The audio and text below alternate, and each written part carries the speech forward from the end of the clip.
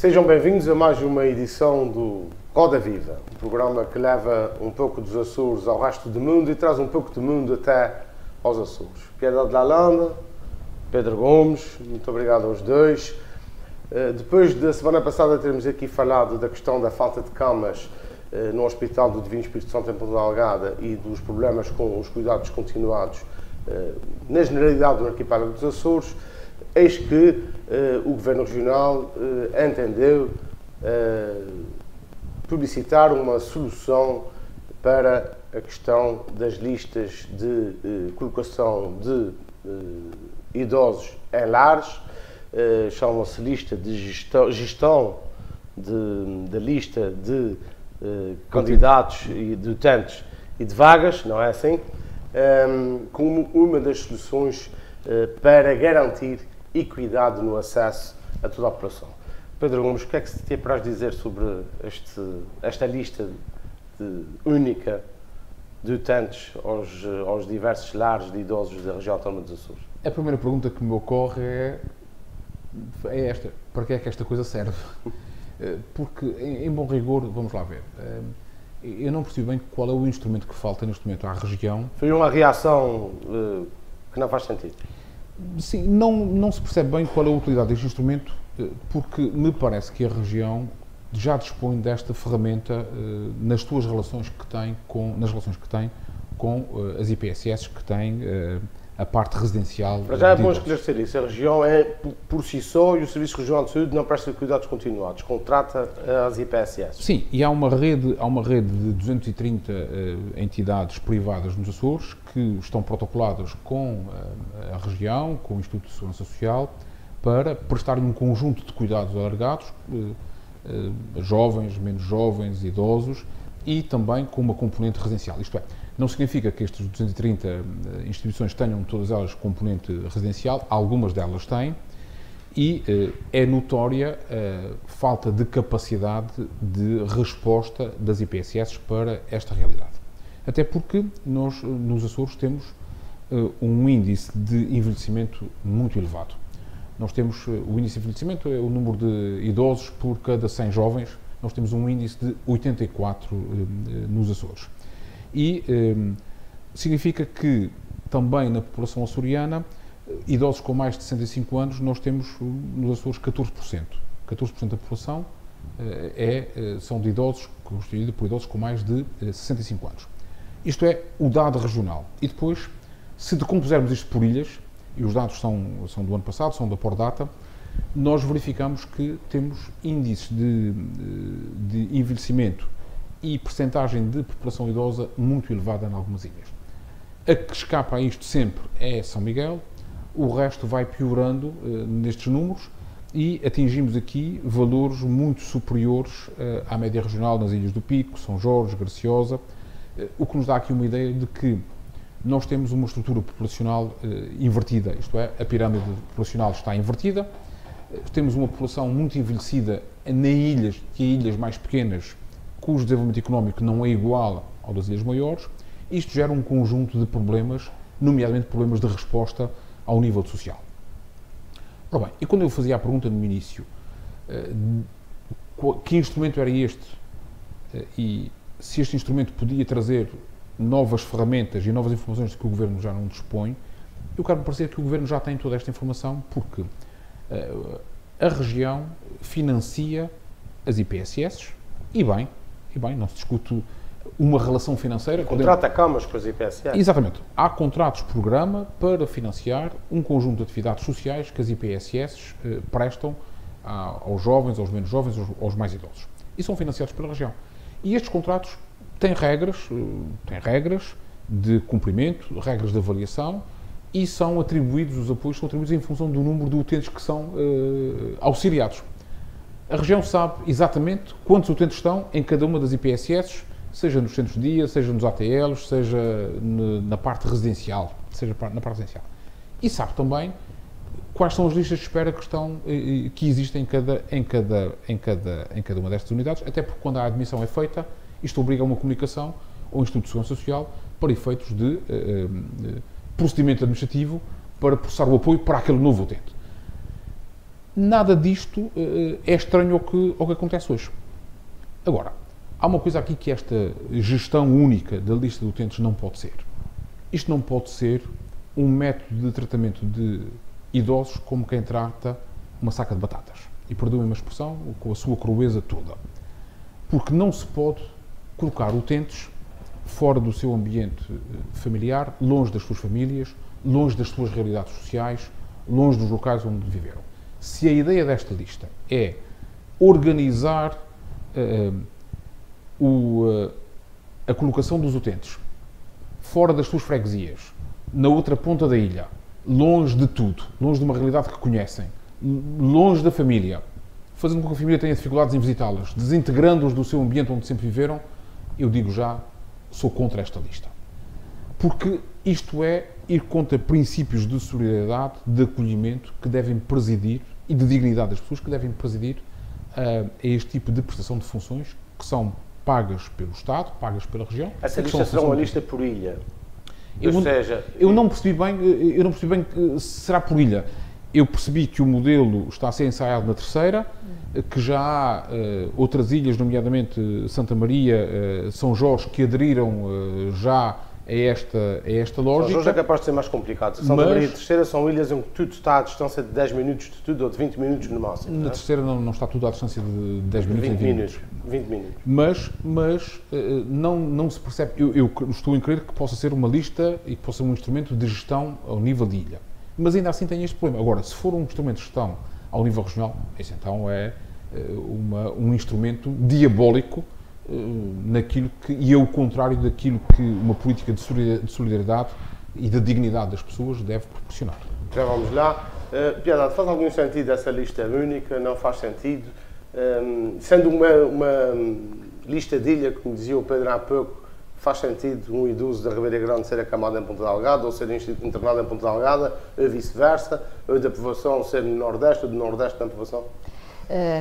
Não faz sentido e, aliás, esta notícia é um bocado estranha porque ela já foi apresentada... Ela vem por reação às notícias da semana passada. Normalmente não é bom, quando vem por reação... Já foi apresentada em 2017 como experiência piloto, exatamente, em Santa Maria, e que iria concretizar-se até o final de 2017. Agora fala-se que vai estar em experiência teste até o final de 2019, começando com a experiência na Terceira e depois alargando, e considerando que São Miguel é a ilha com maior problema. Mas, por exemplo, Santa Maria tem uma unidade. Exatamente.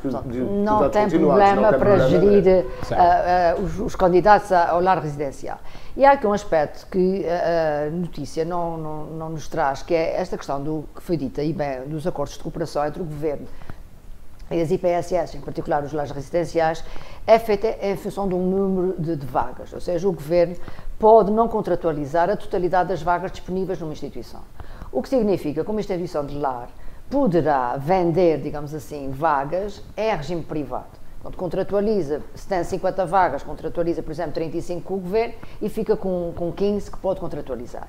E aqui entra a questão, às vezes, de alguma pressão por parte das famílias, porque quer que o seu idoso e bem fique na sua zona de residência e não tendo vaga através do protocolo onde o idoso paga, participa com um determinado montante em função do seu rendimento e o Estado participa com o remanescente, não sendo possível integrar nesta lista do Estado ou pública, vai tentar ocupar uma vaga privada. E há casos em que as famílias acabam por apoiar essa iniciativa com as chamadas doações, porque na realidade este lado privado das instituições que têm acordos com o Governo não está completamente clarificado. E o certo é que nós verificamos algumas dádivas por parte das famílias que no fundo é algo que a DECO também a nível nacional identificou, que no fundo acaba por ser o velho sistema das cunhas ou dos favores, ou seja, tentar colocar pessoas porque participam financeiramente para ocuparem aquela vaga. São certamente situações de grande urgência, de grande necessidade que as famílias têm, que não têm condições de terem estes idosos em casa, mas a gente cai sempre no mesmo, que é qual é o lugar dos lares residenciais na resposta aos idosos. Eu, por acaso, também li um estudo em que 60% dos idosos, num trabalho que foi feito em lares residenciais, não estavam no lar residencial por iniciativa própria e nem queriam estar. Depois acabam por se acomodar à condição. Mas este é um aspecto importante. Quem é que ouve o próprio idoso na sua decisão do que é que quer? E há muitas soluções ao nível da resposta aos idosos. Nós já falamos aqui a semana passada, desde o serviço de apoio ao domicílio, desde os centros de dia, portanto, ou seja, que permite ao idoso ficar durante o dia, almoçar e depois ir apenas dormir a casa. Há exatamente a figura contrária, que são os centros de noite, ou seja, um idoso que tem alguma autonomia, mas que já tem algum receio de dormir. Vai apenas dormir e depois pode regressar à sua casa, fazer a sua vida, estar no seu espaço. Portanto, as soluções são muito variadas e é importante avaliar. E penso que a esse nível, eventualmente, essa gestão única que é proposta poderá dar contributos nesse sentido, porque é dito que se pretende fazer uma avaliação da situação de cada um dos idosos que pretende ocupar uma vaga de lar. Até podem ser reencaminhados para outras soluções que não propriamente o lar residencial. Se essa for também a finalidade da gestão única dos candidatos a lares residenciais, penso que pode ser uma medida positiva para tentar até encontrar soluções com as famílias de outro tipo de apoios que não propriamente o lar residencial. Porque o lar residencial é sempre um último recurso e deve ser entendido sempre como um último recurso. Então, nós não podemos contabilizar faltas de lugares de lar, porque é um facto que cada vez a nossa população fica mais envelhecida, mas temos é que encontrar uma diversidade maior de respostas. Mas essa medida é apontada como uma medida para garantir a equidade de acesso, ou seja, para evitar precisamente a tal questão da cunha, daquela família que sai do património e que garante a entrada do idoso ou do seu familiar. Não é, então o Estado tem que contratualizar mais, digamos.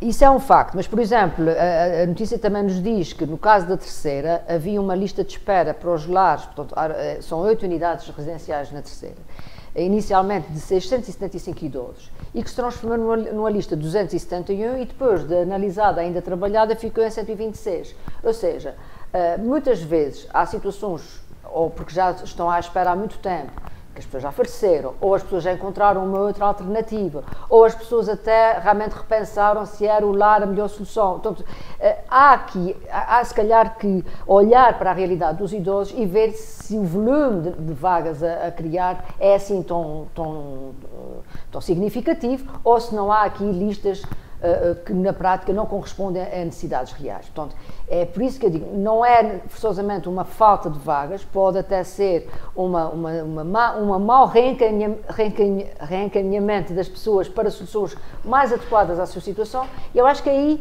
a região tem o dever de analisar caso por caso qual é a melhor solução. Ou seja, parece que alguém começou a trabalhar e então quando começou a trabalhar encontrou já algumas coisas solucionadas quando não estavam, não é, Pedro Gomes? Bem, sim, eu espero que esta lista dos idosos em espera para os lares não seja o equivalente na área da solidariedade àquilo que acontece nas listas de espera na área da saúde, em que os doentes vão desaparecendo porque, de facto, recorrem à privada ou, entretanto, morrem de tanto tempo estarem à espera. E que me parece aqui uma coisa...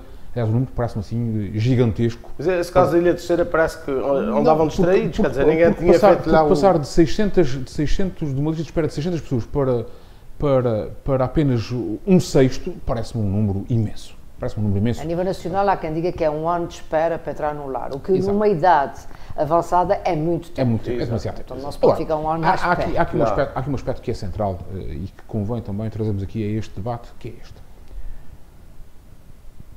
A relação entre a região e as IPSS, as instituições particulares de solidariedade social que prestam este serviço, um serviço público que o Estado não tem condição de prestar e que contrata, isto é, uma contratação de um serviço... Na sua grande maioria são Santas Casas da Misericórdia. Santas Casas da Misericórdia. É uma contratação de um serviço prestado por privados, que não se tornam, por via dessa contratação, um braço da região, nem se tornam públicos por isso. Por muito que o Governo pense que se tornam instrumentos da administração e são uma extensão da administração. E o que é verdade é que são instituições privadas que têm gestão privada, autonomia privada e muitas vezes têm a capacidade, porque o Governo, a região, a Segurança Social não contrata a totalidade dos serviços prestados, têm a capacidade, naquilo que não está contratado e não está submetido a regras públicas, de poderem decidir de acordo com o mercado, porque há um mercado também, por muito que não se goste desta expressão, mas há um mercado também. Enfim, eu acho que se aceita isto hoje com alguma naturalidade, porque há um mercado para este tipo de serviços, não vem daí nenhum mal ao mundo, mas é um mercado, é uma oferta que age numa lógica privada. Eu não conheço a realidade das ilhas todas, de tentar... São Miguel tem, inclusivamente, a igreja, tem a clínica de Bom Jesus, que presta cuidados continuados e está no mercado, e não é propriamente, barato. Com certeza. E também contratualiza com a região algumas camas. As Santas Casas de Misericórdia, que são instituições canónicas, também contratualizam com a região algumas camas e outras estão fora da contratação. Isto é assim. E aquilo que está fora da contratação, está fora da contratação. Não está submetido a regras públicas, nem a regras de controle público. Tem a ver com uma gestão privatística, privada, de uma realidade. Eu acho que há um aspecto importante, de complementando aquilo que estás a dizer, que falha muito na nossa região e que a nível nacional existe, que é o cidadão comum deveria conhecer estas vagas nos vários tipos de valência. E há um instrumento para isso, que é a Carta Social, que a nível nacional está atualizada mês a mês. E qualquer um de nós pode saber, num determinado distrito, num determinado concelho, quantos equipamentos existem, por exemplo, de idosos, quantas vagas é que aquele equipamento tem e que disponibilidade é que tem.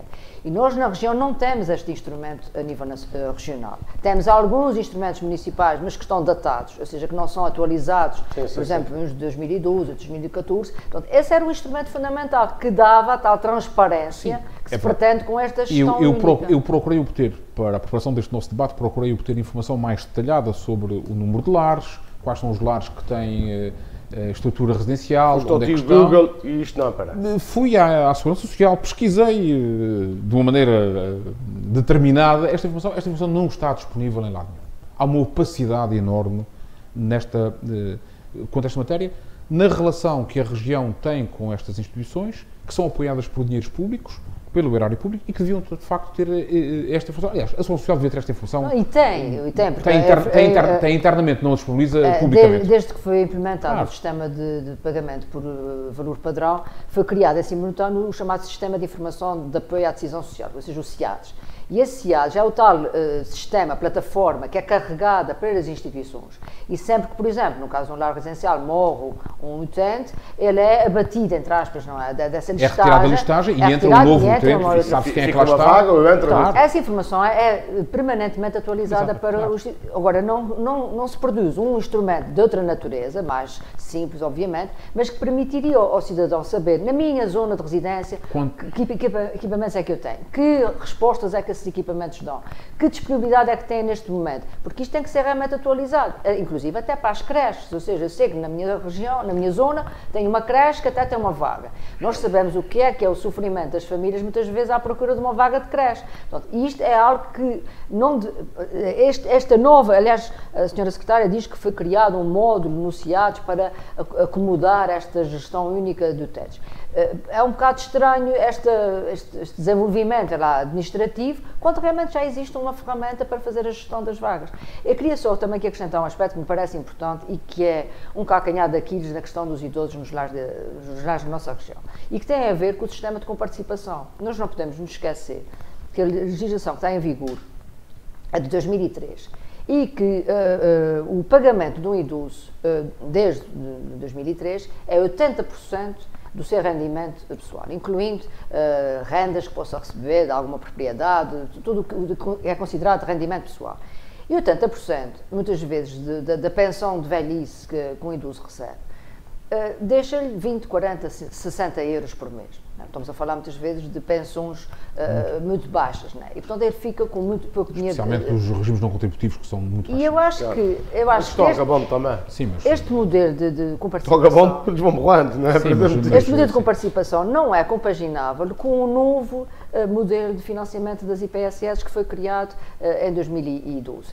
E não é compaginável porquê? Porque porque há uma regra nessa portaria que diz que esse valor que o idoso paga nunca pode ultrapassar o valor médio de custo de despesa da cama naquela instituição.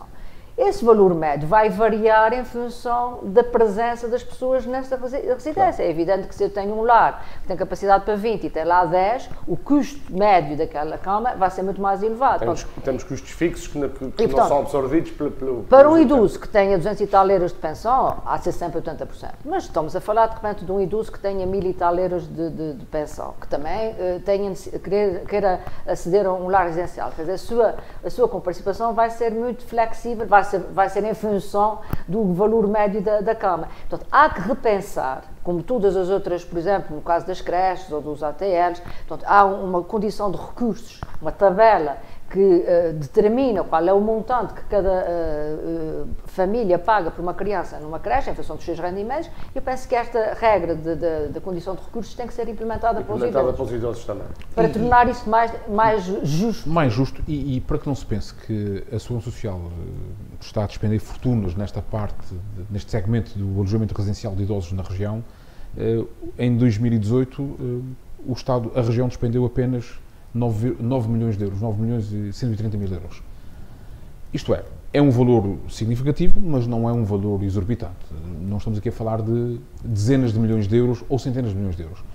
E é um valor modesto em face de outros gastos sumptuários que a região faz em muitas outras coisas e se calhar uma mudança também no paradigma e no modo como a região se relaciona financeiramente com as IPSS, com o tal valor padrão de que nós já aqui hoje falámos, já falámos semana passada também, se calhar permitiria que as IPSS prestassem melhores cuidados aos seus utentes, porque é bom dizer que nós estamos aqui a falar de financiamentos que variam entre os 890 euros e os 1078 euros.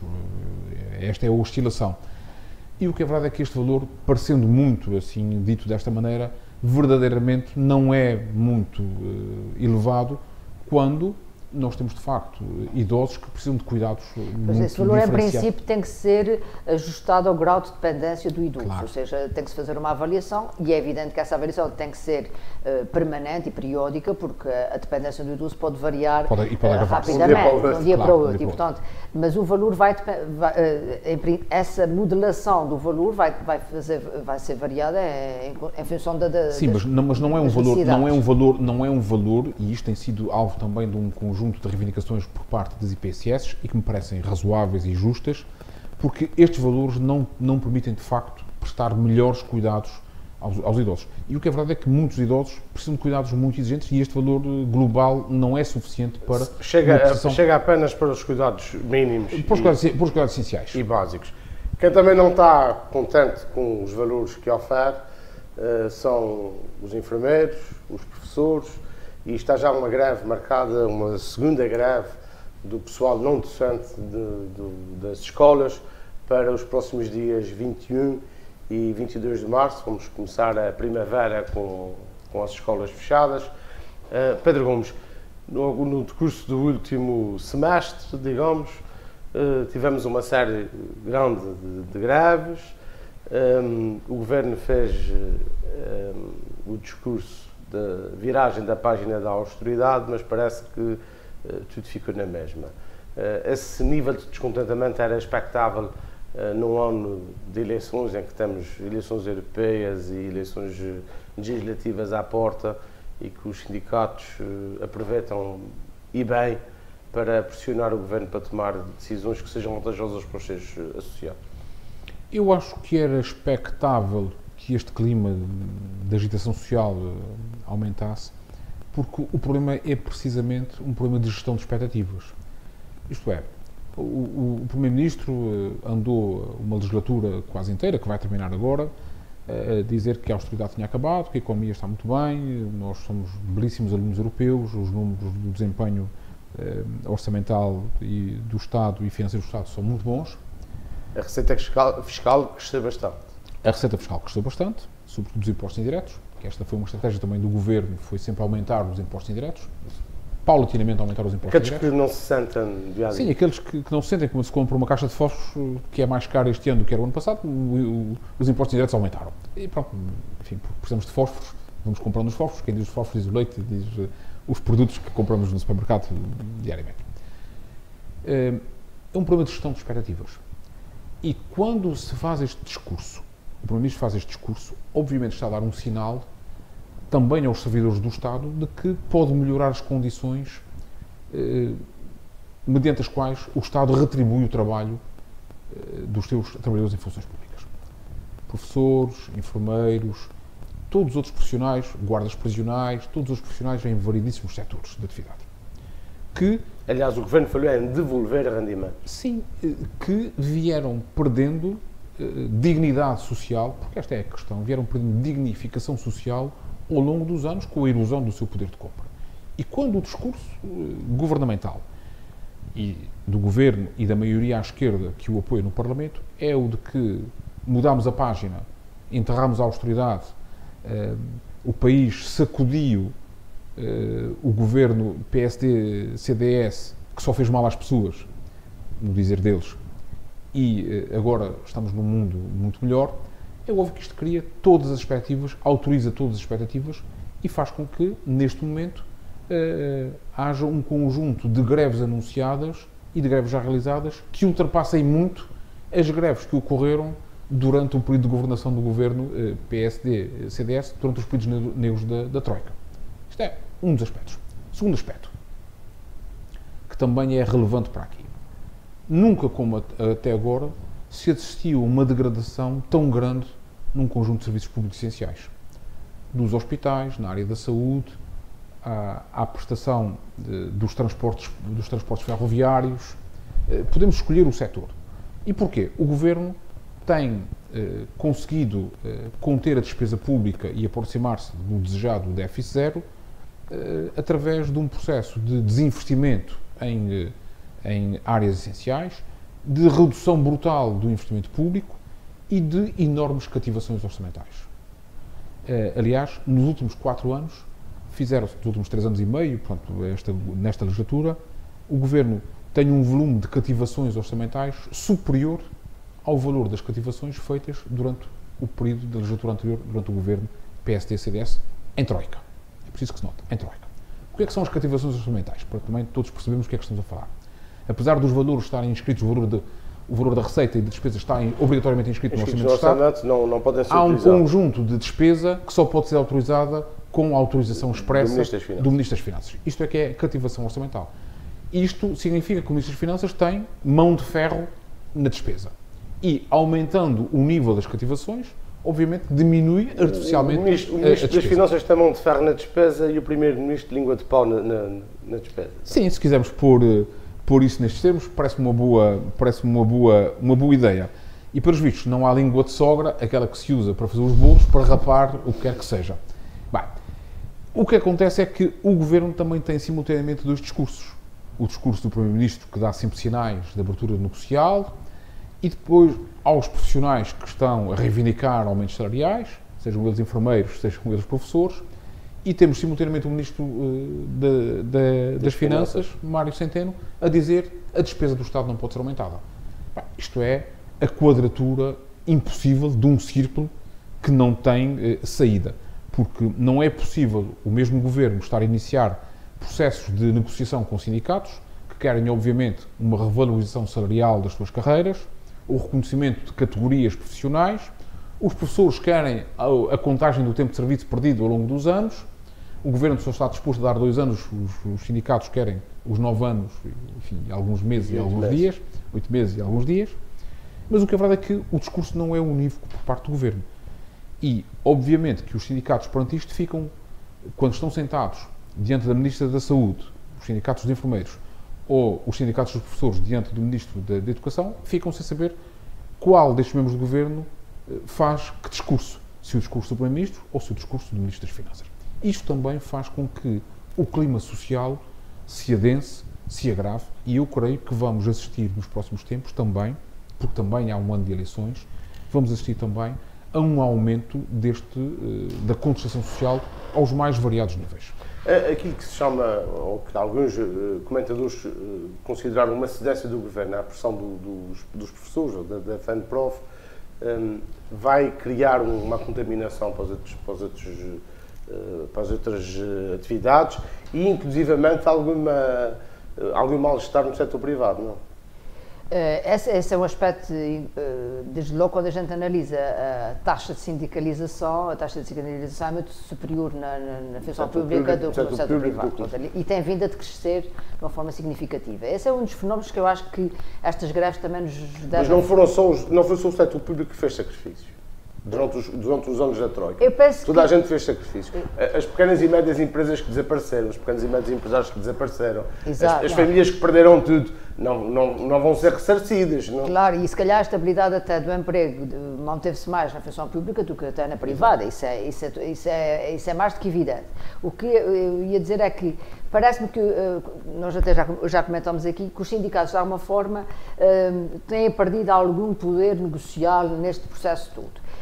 E mesmo... Portanto, algumas dessas greves não têm nascido das centrais sindicais. Exatamente. Sim, fora dos enfermeiros é evidente. Claro, vi-se que são pequeninos sindicatos e até houve uma notícia de que aquela greve de fome de um desses líderes sindicais que pertence à UGT, ou pelo menos está acolhido na UGT, não tinha a própria UGT, da própria UGT. Portanto, ou seja, é uma iniciativa muito individual e é uma estratégia individual. Portanto, o que é interessante aqui, e isso dá uma forma também compromete todos os governos, não apenas o governo atual, é a questão da progressão das carreiras e da valorização das carreiras. Porque estamos aqui a falar, no caso dos professores de 9 anos, estamos a falar, no caso dos enfermeiros, alguns a trabalharem há 10, 15, 20 anos e a não serem reconhecida a especialidade que, entretanto, tiraram, ou seja, a valorização académica e não que fizeram. De 40 horas semanais, quando o resto da função pública tem ou seja, nós também não podemos, nem tudo foi troca, nem tudo foi tempos de crise, também houve muitos governos que fecharam os olhos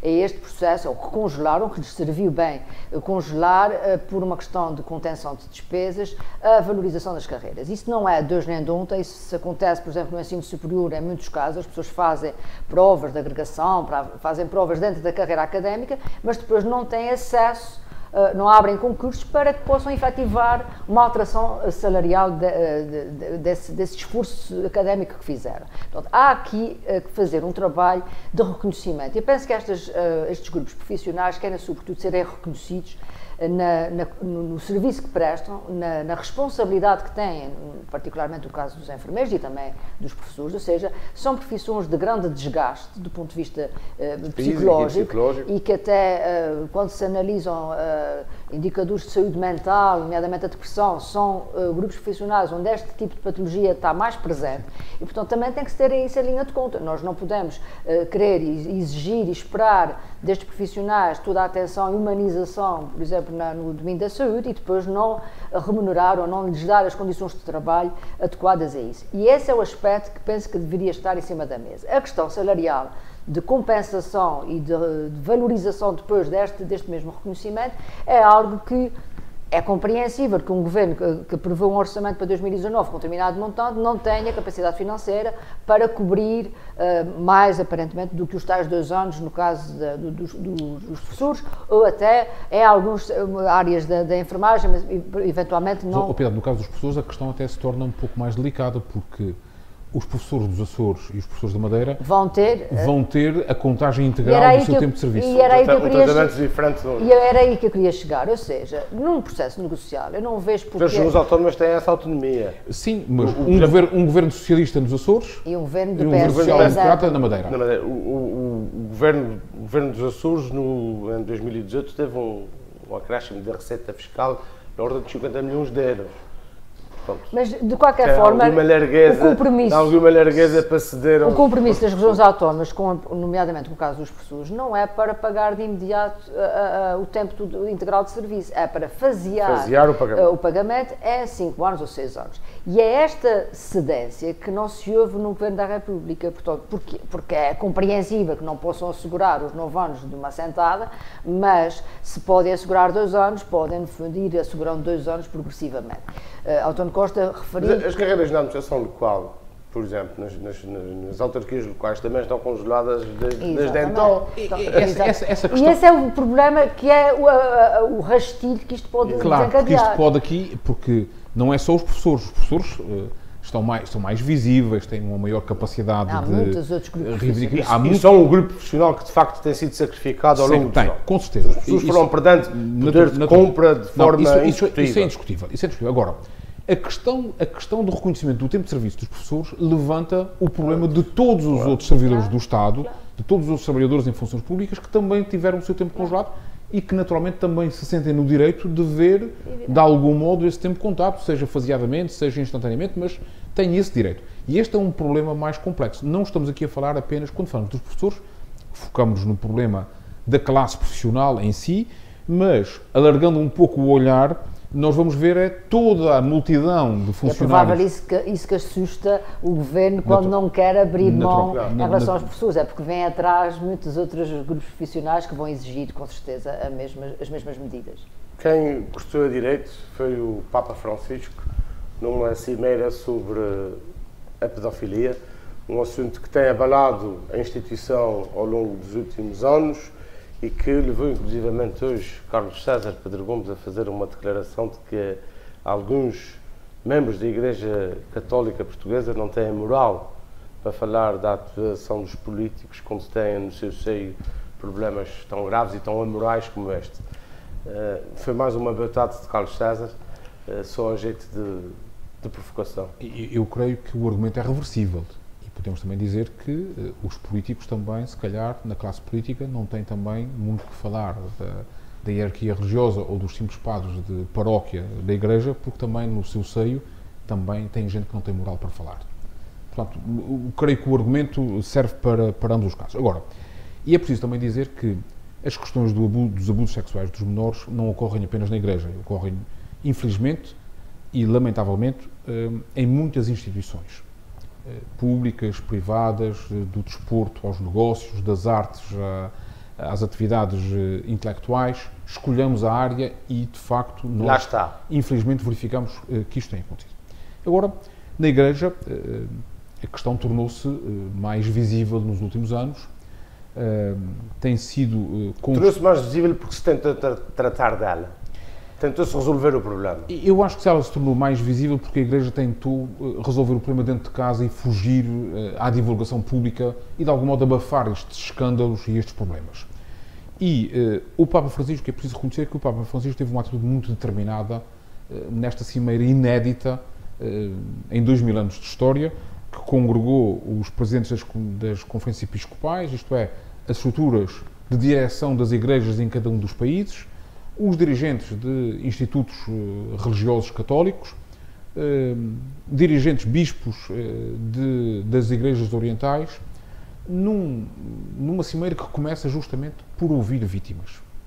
Isto é importante. O Papa não quis esconder nada. E uma cimeira que foi escrutinada pela opinião pública, que foi acompanhada pela imprensa. Que foi feita no coração da hierarquia religiosa no Vaticano. Isto é simbolicamente importante. É óbvio que não posso esperar que, e acho que não se pode esperar, que numa cimeira de alguns dias, realizada hoje, se resolvam todos os problemas de abusos sexuais que se vieram praticando ao longo dos anos. Agora, esta cimeira, creio que constitui um pôr o dedo na ferida, com toda a clareza. O Papa não escondeu as palavras, não foi meigo na linguagem, foi até muito cru, muito firme, muito direto, e ao dizer que esta cimeira é um ato de responsabilidade, de forte responsabilidade pastoral. E, portanto, uma igreja que prega valores, que funda a sua teoria e a sua prática religiosa na dignidade da pessoa humana, tem que ser digna também dos seus princípios e tem que ser digna da mensagem que divulga. E eu acho que é isto que o Papa desafia, lança como desafio aos bispos, aos dirigentes da Igreja, aos cardeais, aos bispos, aos padres, por mais humildes que sejam, que é dizer, isto não se pode esconder.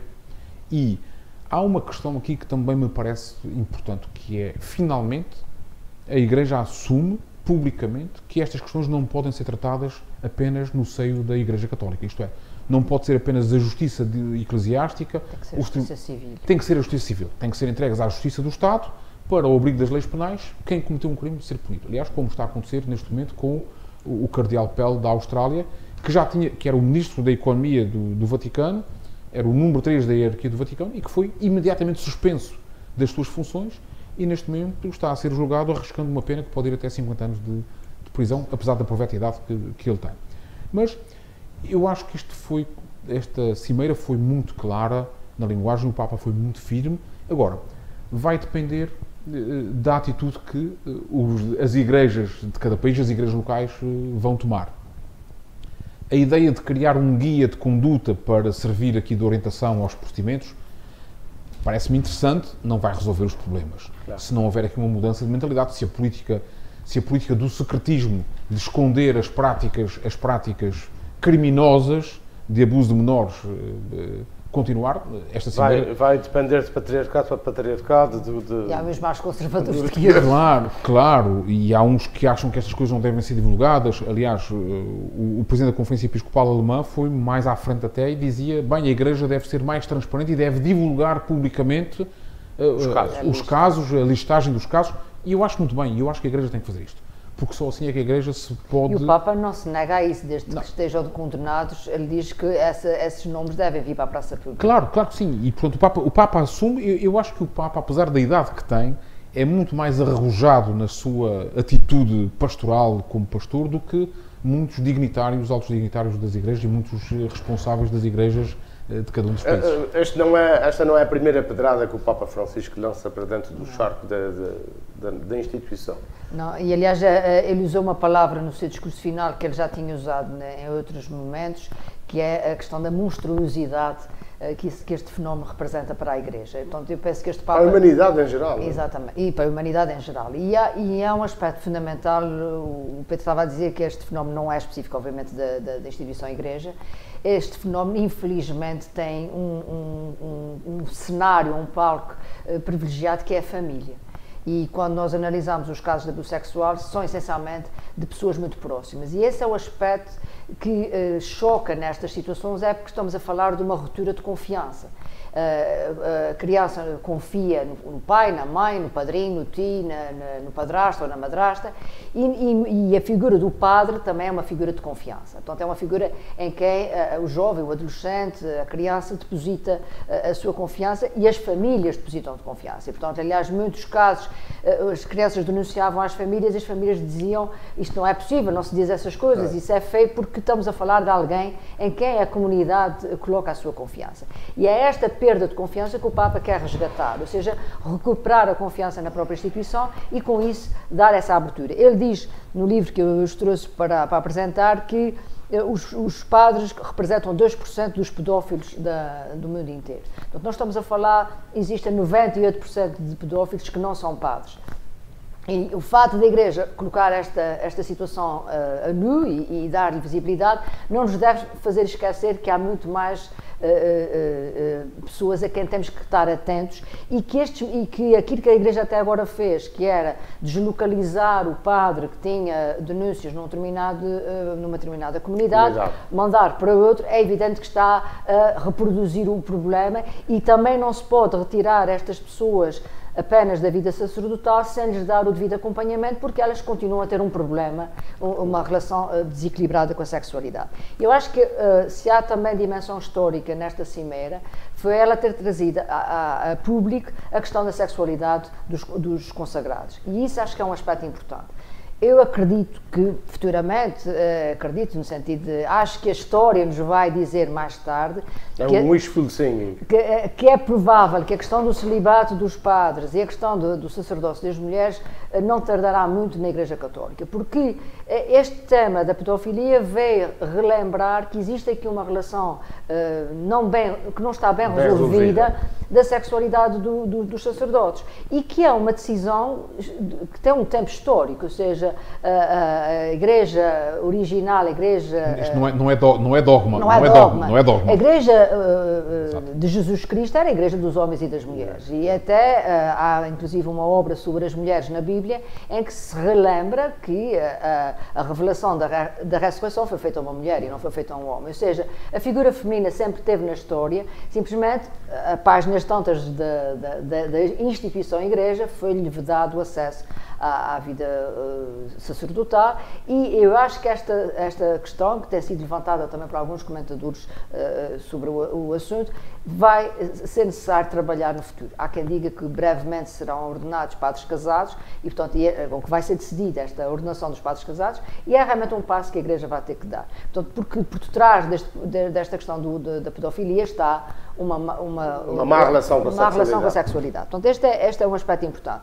Um outro aspecto que também me parece importante nesta cimeira foi, de alguma forma, o Papa deu 21 pontos, né, para refletir a todos os participantes, e quem estava de fora, todas as organizações de vítimas que correram a Roma, e algumas que participaram com os seus testemunhos, sentiram-se um pouco defraudadas quanto às medidas concretas. Apesar do Papa ter dito que a partir de agora ia haver medidas concretas, o certo é que todos aqueles pontos que estão contidos naquela orientação são pontos para refletir, pontos para repensar, nomeadamente a própria formação dos sacerdotes, a maneira como ela é feita em espaços fechados, em seminários onde muitas vezes não existe um contacto com a comunidade. Portanto, há aqui realmente uma vontade de mudar. Resta agora saber se, do ponto de vista da operacionalização, essas mudanças vão se transformar em medidas concretas. A cimeira em si, eu acho que a escolha da cimeira